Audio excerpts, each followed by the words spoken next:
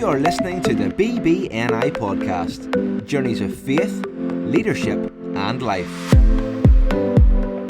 And we're back again with another episode of the BBNI podcast. I'm Lisa Keys, Chief Officer of Northern Ireland Boys Brigade, and if you've listened to any of our podcasts before, you know that our staff get the opportunity to host fabulous guests in our podcast studio. So today I have the pleasure of hosting Dave Linton, an award-winning social entrepreneur, founder of Madlug and former youth worker. So welcome, Dave. It's great to be here.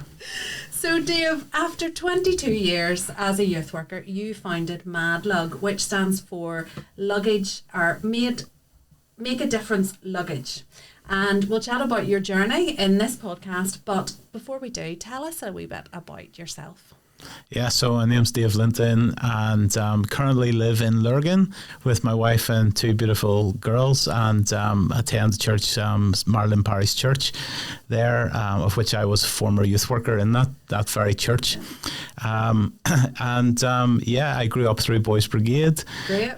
Became a Christian in Boys Brigade and in Newton Abbey area, and then spent 22 years as a youth worker. Fantastic. Dave, whenever I chat to people, I always love to understand the why, because I think when we each understand what our why is, then personally and corporately, then that helps us with the how. And certainly for BBNI, we've been on a journey in this past year really looking at what is our why, and that's going to help us with how we then do that. So 22 years in youth work before Madlug, then you could also say that Madlug is also part of youth work, because Absolutely. The beneficiaries are children and young people. So what's your why? I think my why is simply look out for the underdog. Okay. And it simply goes back, Lisa, to, when I was 5, my dad died, and I had that, I lived on the edge of care. My mum raised us, significant people around us, neighbours. Yeah. BB officers, youth workers, and the reason I'm here today is because I had that significant support. Church was a huge part, youth work was a huge part, just a sense of older guys taking me out windsurfing with them, doing stuff that they didn't have to do, and that created a why in me that look out for the underdog. As somebody who I struggle with dyslexia, I struggle at school, and I've always had that thing of the support around.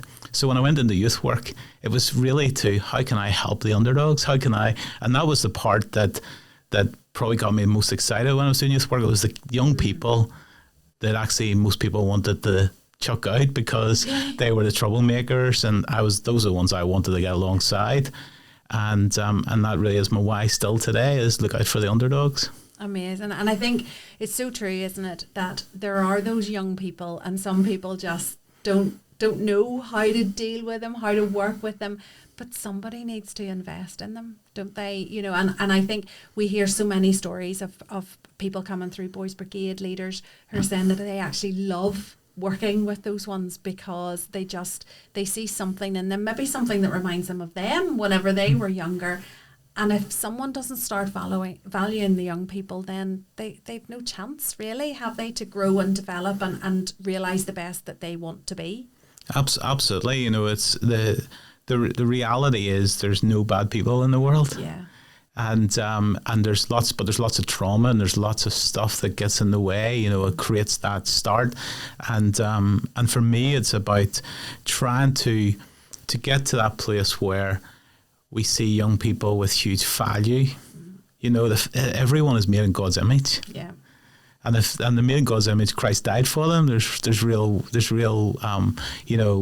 there. And then the whole Bible is about dignity, treating people well, about inheritance, and that's stuff for me is like, that's for the underdog. Yeah. That's not determined where you come from, what family your background is, what school you went to, whether you achieved, whether you didn't achieve. The reality is that's real, and that's the stuff that gets me out of bed still today. Yeah, brilliant. So the Madlug story then. So I've done a little bit of kind of reading up on listening to other podcast stories or whatever. So I believe from what I hear, it was started with £500 in 2014 and your first product was sold in 2015. So you've navigated the highs and lows of business startup, created a social enterprise with a very, very clear purpose and emerged stronger after the pandemic. Can you share some of the story? Because there'll be people listening who don't know much about the Madlug story, who've maybe seen the rucksacks and the laptop bags and the flight bags and everything, but don't know anything about it. So please share with us something of the story. Yeah, so it simply came from my wife and I. We first got married, we did short break fostering. It was formerly called respite fostering, where we had a young person come once a month for the weekend, and so we were in that kind of place just doing it. Then our own daughter, our oldest daughter, we adopted out of the care system, so we had this huge thing of helping children who have care experience. And whenever I was working in Dollingstown and Marilyn, the church had given us a house to live in. Okay. It was one of those. It was the first youth work job I'd had where it was seen as like a lay curate. They wanted me to live in the parish. They wanted the gays. I was looking after children's youth work, and the house was bigger than what we could have ever afforded to live in. My wife and I says, could we do some more fostering? Wow. And we thought, well, yeah, we've got spare room here. The young person that we were supporting from an age of 8 right through had, I don't like using this word, but term is aged out. And they had become no longer part of the care system and independent adults. And we had taken a little break and they says, okay, you have to go back to the very start and become a foster care again. And it was in that moment we just went every week, 4 weeks, and did this really boring course, if I'm being honest. We were sitting in this little squash room. The social workers could have done with a bit of training on how to deliver a presentation. So they sat on a chair with a screen behind it and they did ping pong, 1 line each. And it was horrendous for 4 weeks. Yeah. And I'm thinking, I already fostered. We adopted. My wife at that time was leading the work of Adoption UK. She was training. It was so much stuff. But you could have got really negative if you thought, well, let's just do it. Yeah. Week 1, did it, tick the box. Week 2, tick the box. Week 4, they talked about children, young people moving. And I thought, this is just the last week. Get through it. We get on the process. We can foster. And they put a video on. Okay. And they showed a young girl in a wheelchair, a teenager, and she said, when we move, the local authorities don't give us suitcases. Sometimes foster carers loan us a suitcase, but more often our belongings are moved in black plastic bin bags, lose our dignity. And something happened to me in that moment. And I remember saying, I'm going to fix that. And never did I think I was going to set up a bag company or a social enterprise or be award-winning of anything. I never won an award. I was always that young person at BB that was always the one that watched everybody else win the awards. It's like, that was me and that was cool. But I left and I thought, I'm going to go back to my drop-in centre. After schools club, I saw them all coming in with their backpacks. Thought, when the year's up and they're getting a new backpack, let's collect it. I started to realise that there is 100,000 children, young people in the care system. Wow. One moving every 15 minutes, and most of their belongings in bin bags. Or today's bin bag is the plastic shopping bag. And I thought, this isn't going to get sorted with my little youth group. So that was the journey to what could I do. Okay.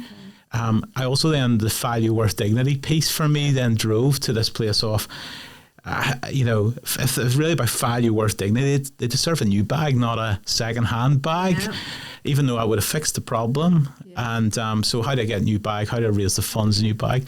And I also knew from being in the charity world that there was no extra funding. And my whole thing was I didn't want to become a competitor in the charity world where I would go against other charities who are already doing great work and slice the pie smaller for each of those. So I thought, I don't want to do that. Yeah. I want to be an extra. I want to fix this without creating a problem somewhere else, taking it away from. And that led me then to how do I do that? Tom's shoes. I was inspired by, I was at a Willow Creek conference, one of the first shows. I didn't go to America. I went to Bangor and watched it on a screen. And I remember hearing the founder of Tom's, and I was so inspired by thinking, buy a pair of shoes, give a pair of shoes to those kids that didn't have. I thought, that's brilliant. I became on a fans list overnight, never wore their shoes, didn't have the feet for them. But I didn't have the feet, but I was in a fans list. I shared loads about that. And that led to, could I do something like that with bags? Okay. Bag for bag. And that went on a journey. So the £500 was simply my in-laws and my mum, they give me money because we had no extra money. I was a youth worker, working in church youth work. We had enough to pay bills. We had a nice house to live in because church provided it. But we didn't have any money to start a business. Wow. And that was the reality. So really, if I was given advice on how do you start this kind of thing, you really need a black bin bag story. Yeah.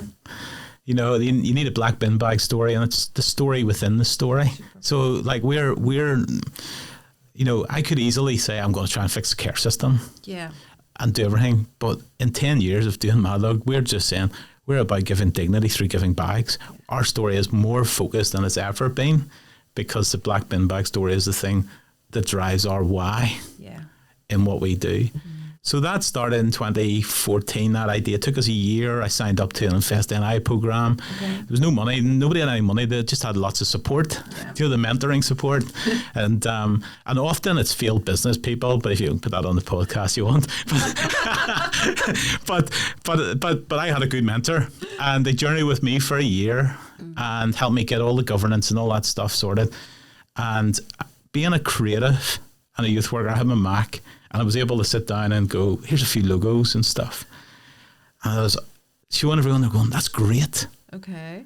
And then I met a young guy that I knew who was a graphic designer, graduate, just going to work with Jack Wills in London. Wow. And he said, Dave, I wouldn't wear that on a bag. Oh, that's so interesting. So that was a moment of, and I felt something deep that I thought, if I'm going to get so precious on a logo, I'm never going to grow a business. So I had been a youth worker. I had been the person doing the videos, doing the poster design, doing everything, because that's what budgets allowed. Mm-hmm. We were able to produce lots, but never pay for anybody to do it outside. Yeah. And I was getting stuck in that, doing everything. Yeah. And I felt the pain. I made a decision that day that if I get stuck on my logo, I'm never going to grow the business, because every time you bring somebody into your team, everything is a giveaway, and I've got to learn to give away. So I took the £500, took £480 of that, and I paid a 40% deposit for a graphic design company to come up with two logos. And the Madlug logo we have now was the one we chose. It was the one that didn't stand out the first time. But somebody told me, when you're doing art, it's like, we were talking about Coldplay and stuff like that. Yeah. It's the albums that you like the first listen is the ones that you grow tired of the quickest. So I picked that up and thought, well, if something jumps out really easy and quick, don't go for it. So out of the two, I went for the one I disliked. And if I had went for the first one, it would have been so dated, it would never have made any impact. It would have not looked great on a bag today. We would have had to go for a rebrand, redesign, and it wouldn't have worked. And the logo we have today is this diamond that stands out. Yeah. So went for the 40%, got the deposit, got them going, two things. And my mentor, I went back, and he had been working with me for quite a while. And the mentor basically showed him the pictures of the logo on the bags. And he says, Dave, now I get this. Right, okay. And he says, you've been running at a pace beyond that I've been able to do the support for you. There's a couple of sessions left. It's obvious you've been working with a design company quite a lot on this. If you get them to invoice me directly, I'll pay the rest of the bill. My goodness. So I learned something I knew in church work. I went to conferences and they told me this stuff all the time. Yeah. Money follows vision. Yeah. And if I had have gone the other way round, I'd never got this off the ground. Mm-hmm. If I'd have waited till I had all the money, I wouldn't have got even started. Mm-hmm. But I had the £480, the 40% deposit. it's created the next part of the vision, which inspired somebody else, which enabled the money to follow that vision. And that's how I did. And then just 3 years of no salary and finding creative ways of earning money while I built this thing and reinvested all the profit in and continued to give bags to kids. And there's a real lesson in that, because as I listen to you, you had something which you created, this logo, and you could have been really precious about that. And instead you took advice and you let go of that for the betterment of what you were trying to do. And I think that's probably a lesson to us all, because sometimes we're so fixated on something that we've personally created, or it was our idea or whatever, and we don't listen to what's going on outside because we're just tunnel visioned. And I know there's times in my past certainly where I've just, no, we're doing it because I've decided, and actually it was rubbish and I should have just given it up. My natural is that, and it wasn't easy, but I just knew I had to make that decision to go, if I'm getting caught on a thing like a logo, how do I let the next big thing? How do I get? We're currently going to be looking for a head of operations to run Madlug to allow me to grow the vision and the next level. Yeah. How do I give that away? Yeah. That's so that started back in the logo. Mm-hmm. That started in giving that to a place now where it's going to be really hard. I know it's going to be hard, but it can be done because I did it here and I saw the benefit. Yeah. And that must be something that, particularly for entrepreneurs who have founded businesses, that must be really, really difficult when you get to that point where you know that to fully grow, it can't all pivot around you, that the role has changed. Mm-hmm. That must be a very difficult thing. But obviously you've recognised that you need this head of operations. How you navigate that now? You'll have to manage well. Yeah, absolutely. Yeah, the key thing is, I think the thing in leadership, and this, leadership is key to this. And I've always, partly because I didn't do super well at school, my dyslexia, is that I've learned that I can take a lot of information in when I'm learning something. Yeah. And it's growing this place in me is to not see the challenge in that, but the greatest opportunities are in that. Sure. So I've always been interested in what makes me tick, trying to understand Dave in the heart of this, trying to help other people see Dave. Wonder when I've hit walls, when I've had struggles, or when I've done this. It's like, why did that happen, and how can I prevent that happening? When I'm having blockages with some of my team, and going, how do I? It's all about self-awareness and about learning our style and the whole stuff. That for me has been key.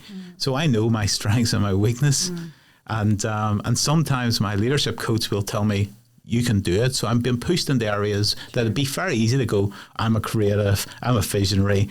I could have jumped ship 6 years ago when I've created the thing and move on to the next thing, and the next thing. We're actually, as a leader, the thing is, it's also realising there's time you have to push through, because there's a lot of growth and a lot of learning, and I'm a better leader as a result of that pushing through today. Yeah, and you do have a heart for wanting to help others, because I know that from, I've known you for a few years now, and I've heard you speak at things, and I've been at things where you're very generous with your time and your knowledge for other people.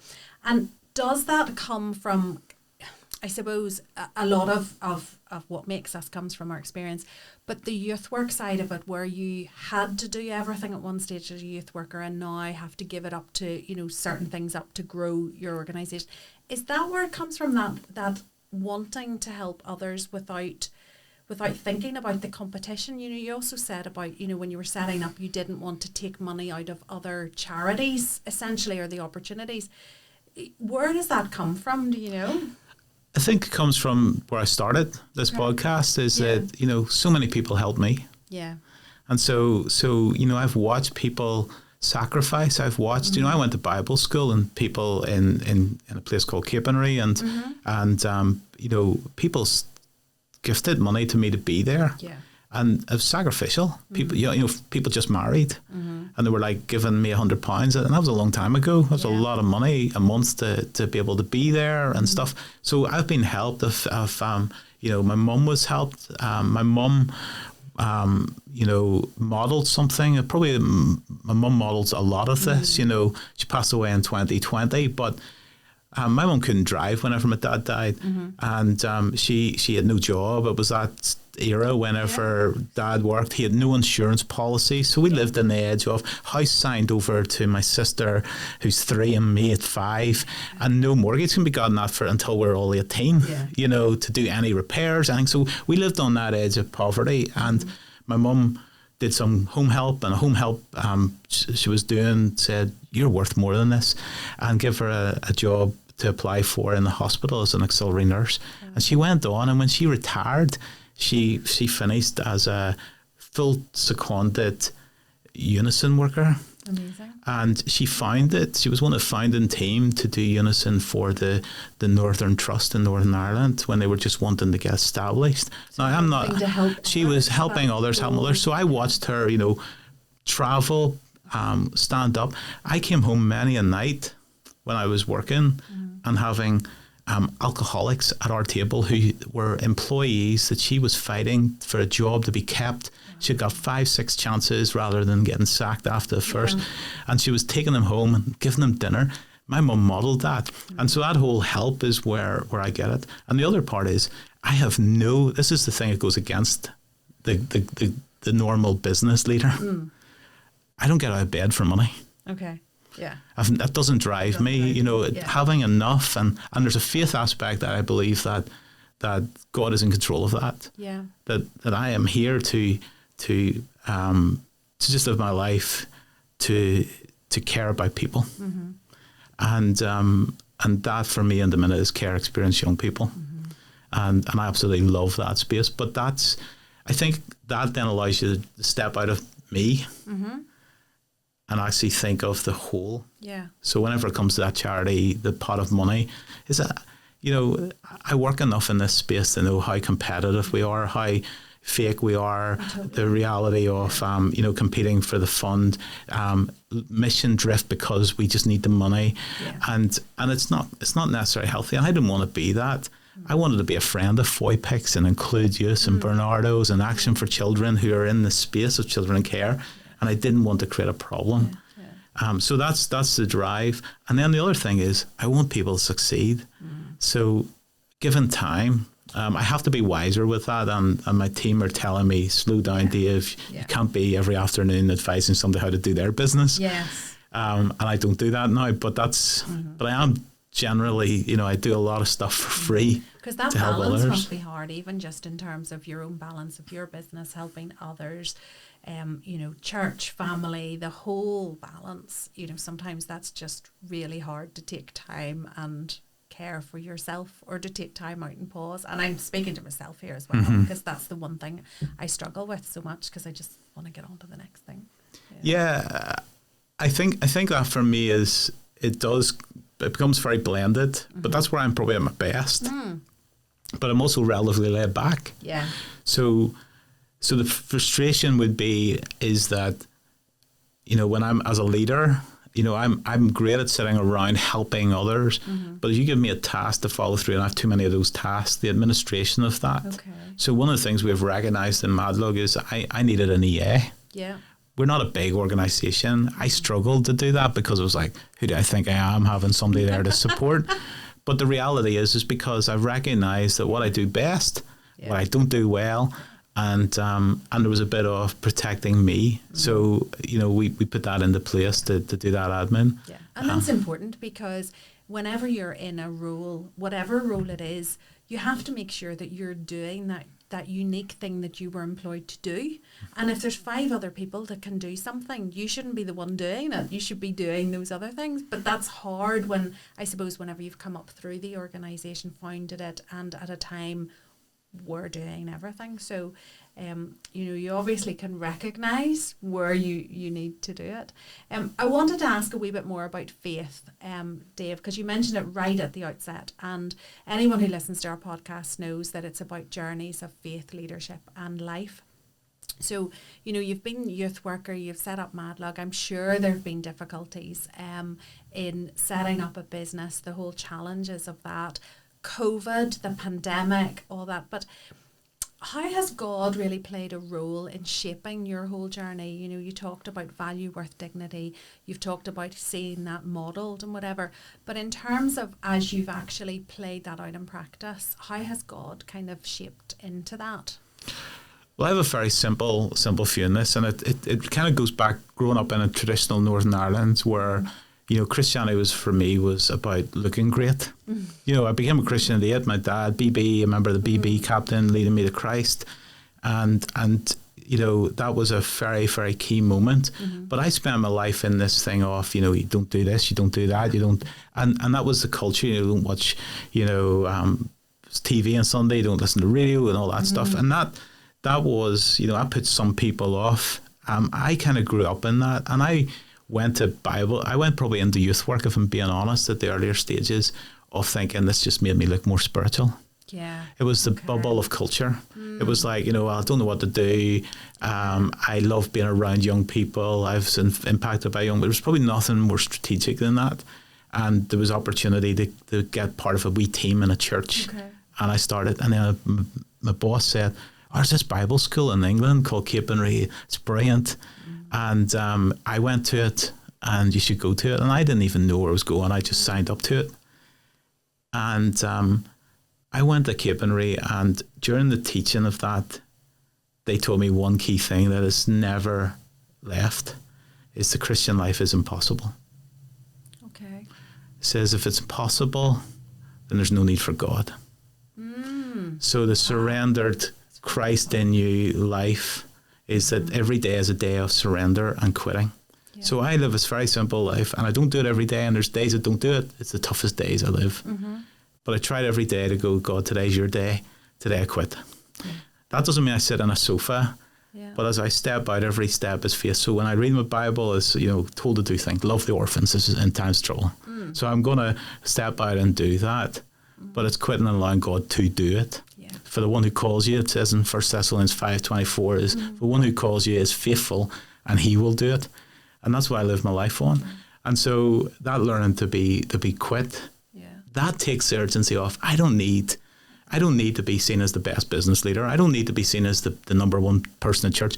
I don't need to be at every activity. I don't even need to be on festival. Yeah. Because today I'm stepping out in faith in the things God's called me to do.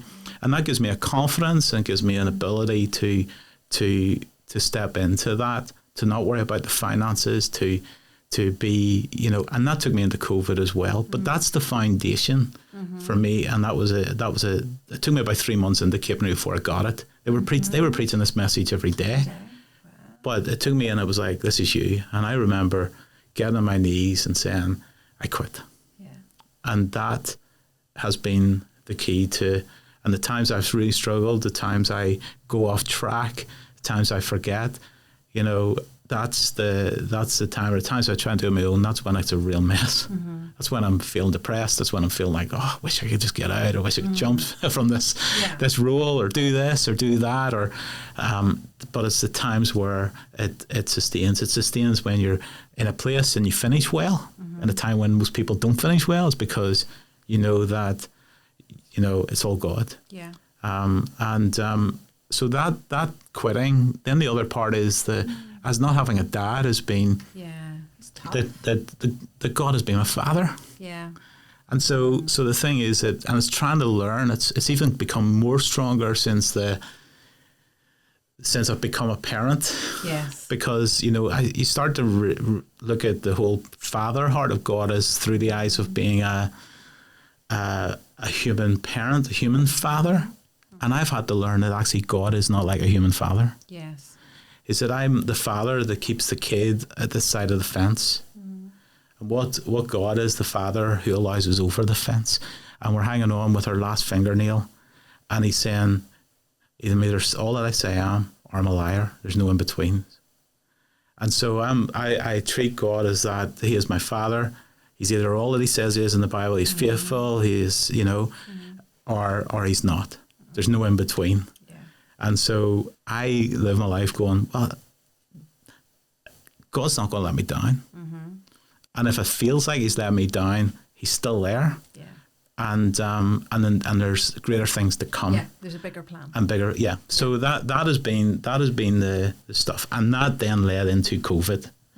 So I remember that COVID's land in the charity world, the social enterprise world was going, there was Zoom meetings galore of what do you do, advisors saying, put the anchor in, keep your, it's going to go away in 3 months' time. Just keep yourself safe. We all were. Do it.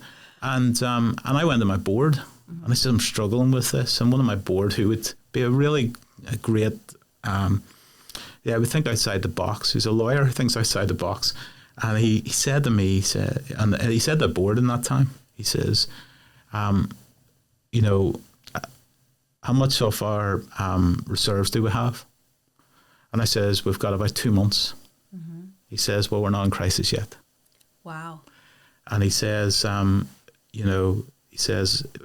either in business or we're not. Yeah. He says, just keep doing what you're doing. Get creative, Dave. And we didn't furlough any staff. Okay. We basically told the staff we weren't reducing any salaries. Mm-hmm.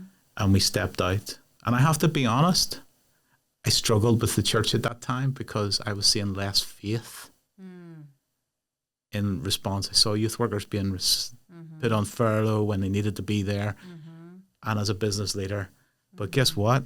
That year, we get 54% of our turnover to the work of Madlug Foundation to help more children in care. Amazing. And we had our biggest year to date in that year of COVID. So the foundation, just, because we haven't touched on that, so the foundation is a separate part. Yeah, it's a relatively new thing. So we realised that Madlug is a community interest company, so it's locked assets, so that you can, I don't own it, and I never wanted to own it. But we realised that to do social enterprise really well, we needed to have a really commercial focus. Okay. So we recruited, our board is extremely commercial in making sure we sell bags, because that's our funding model too. So we don't compete for funding. Yeah. So we do this all through sales. And then we realized that, if we start bringing in like social work minds and charity minds into a commercial mind, we'd end up spending a whole day doing a board meeting and achieving little and maybe frustrating each group. Yeah. So we decided that we would create a Madlug Foundation. We register as a standalone charity. And then our giving, so every bag we sell, there's a figure that actually goes to the charity. Yes. And that just gets passed into the charity and can do stuff. But that enables you to give the that does all the giving through. It, yeah. So it keeps things very, at the minute is one staff managing both. Yeah. But it's allowing us to have, and the charity then allows us to look at doing other stuff. So for instance, the charity, we have 500 of our giving bags made by a group in Nepal. Okay. So most of our bags are made in China. We do it ethically sourced. We couldn't move everything to Nepal because of it's just not possible to do it. But we found a pastor, his wife was a seamstress, had a heart to give single mums employment and training, trained them to be seamstress, and we committed to 500 bags, and they've set themselves up as a business, and we buy 500 bags every month off them, and they get the giving bags, and we don't really talk about that. That's fantastic. But that's what we're able to do through the foundation, So we're just five full-time jobs for women, single mums in Nepal. Yeah. But again, Black Bin Bag Story, we're about helping children in care, giving bags. That's why we don't need to talk about that. Yes, yeah. Because we're not mission drifting. Yes, and you're very focused on. Dave, I could talk to you all afternoon, but we don't have all afternoon. But I have two final questions just before we go. So the first question is, what's next for Madlug? That's a really good question, because people think it's the next Madlug or the next thing. We've given 508,000 bags to children in care since we started. That's over £1 million of money value. And it'd be very easy to go, we've arrived, and that's what's the next thing? What's the next problem? What's the next bin bag story? But for us, it's simply this: we're entering into 10 years. We want to be the leading UK bag brand for socially conscious consumers and corporates. So already we work with the likes of Lloyds Bank. We are their preferred bag supplier. Balfour Beatty, some of the construction companies. We want to really get into that. Why? Because one child moving every 15 minutes, It's roughly about 40,000 children move into care every year. And then there's 10,000 plus leave care. Okay. And then there's all the moving within. Yeah. And that's only in the UK care system. So that requires, we have 108,000.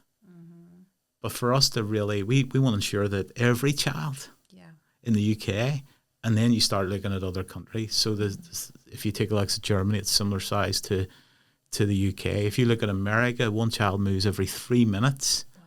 500,000 children in the care system with 2 trash bags. Yeah. And so we start to see where there's opportunities. So rather than the next thing, it's a growth thing for us. And so that next thing is really getting the team built up with the expertise. There is a shift needed. We need to move from that first jobber, young movement to experience. And that's the next challenge that we have is how do we move or how do we add expertise to a great, passionate team that's got us to where we are. Yeah. Brilliant. Well, in our podcast series, we always ask one final question to everyone. Same question, every guest. So the final question I have for you today is, what is the one piece of advice that you wish that you had been given when you were younger? Is don't wait till someday. Okay. Because someday will take your dreams to the grave. So that's someday, and that's not my quote. That is Blake, the founder of Tom's. Yeah. But the fact is, don't wait till you've got the university degree, you've got the kids through university, you've got the big house. Is if it's so important to you. If you get your black bin bag story and just say yes. And as Christians, then we step out, quitting in our yeses to allow God to bring the yes. Yeah. That's fabulous. Thank you, Dave. Thank you so much for being so open on the podcast. It's been really interesting to hear more about the story. We were actually just talking in the office over lunchtime about, because, who's coming in this afternoon? And we were talking about the bags because we all have them. And I actually at one stage thought, I maybe just get everyone to bring their bag in and we'll put them on, but we didn't. So they are great bags if anybody has not checked it out. They are definitely great bags, and also the purpose story is just amazing and sad in a way that those statistics, but wonderful that something is being done to take away that kind of feeling of that black bag. So thank you for everything that you're doing in that. Thank you for coming in today. It has been fantastic to chat with you. And for anyone who's listening, if you don't already subscribe to our podcast, please do, because then you'll not miss an episode with our fantastic guest. Thank you. Thanks for having me. Thank you for listening to the BBNI podcast. Subscribe to us on wherever you get your podcasts. We look forward to joining with you next time.